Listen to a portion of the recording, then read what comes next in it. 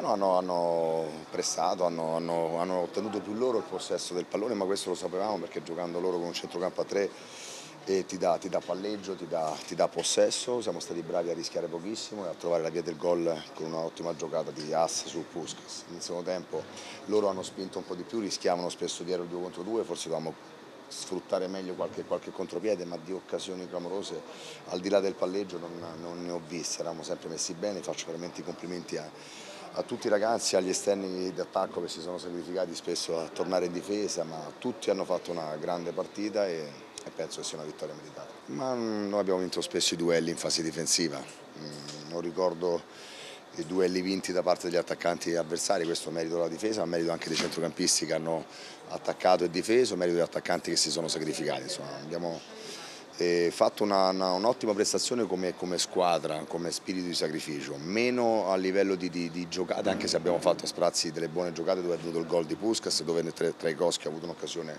clamorosa prima di fare il 2-0, insomma, quindi non sempre tutte le partite le puoi stravincere sotto l'aspetto del gioco. Questa era da affrontarla così perché il Pescara è una squadra che non aveva mai perso fuori casa, una squadra che con il centrocampo che ha, che è l'attaccante che ha, mette in difficoltà, non a caso era uno dei migliori attacchi fino a oggi. Insomma, anche quella di non prendere gol è stato un dato importante. Sono contento del momento, ma è ancora lunga. Insomma, adesso abbiamo da recuperare l'energia perché è stata una partita faticosa, c'è la sosta, cercheremo di lavorare, ci saranno i nazionali, quindi prepareremo poi dalla prossima settimana al meglio la gara con il Verona. Può essere anche non offensivo con 4 attaccanti, dipende dai giocatori che si sacrificano. Insomma, abbiamo provato e siamo partiti con questo modulo perché contro il Pescara con qualsiasi modulo comunque soffri il palleggio. Però con 4 attaccanti potevamo avere noi, quando conquistavamo palla, essere pericolosi e siamo stati bravi.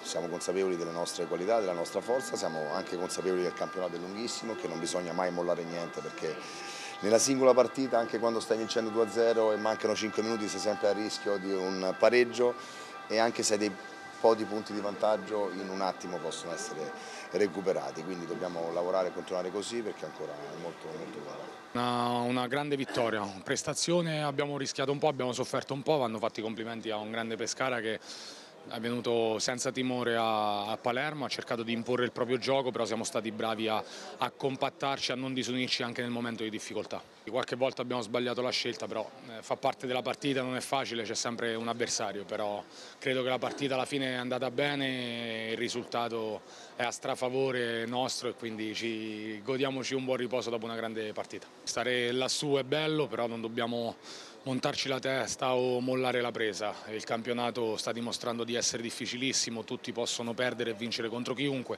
Continuiamo a lavorare come stiamo facendo, con grande determinazione, grande amor proprio e con divertimento perché ci divertiamo. No, hanno un attacco importante, hanno delle giocate codificate per cercare di liberare gli spazi. Siamo stati bravi con tutto lo staff e con noi giocatori, a partire dagli attaccanti che hanno fatto un grandissimo lavoro di sacrificio, ci siamo compattati dietro e abbiamo lasciato pochi spazi.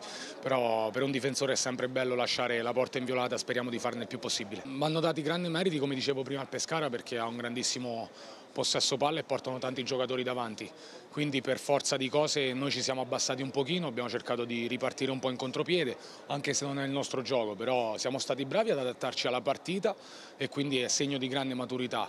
Poi magari col Cosenza fai 25 tiri in porta e fai pochi gol e oggi fai pochi tiri in porta ma vanno dentro, quindi magari il calcio ti ha ridato quello che era la settimana passata. Siamo consapevoli di essere una squadra forte, però dobbiamo dimostrarlo e non a parole ma settimana dopo settimana.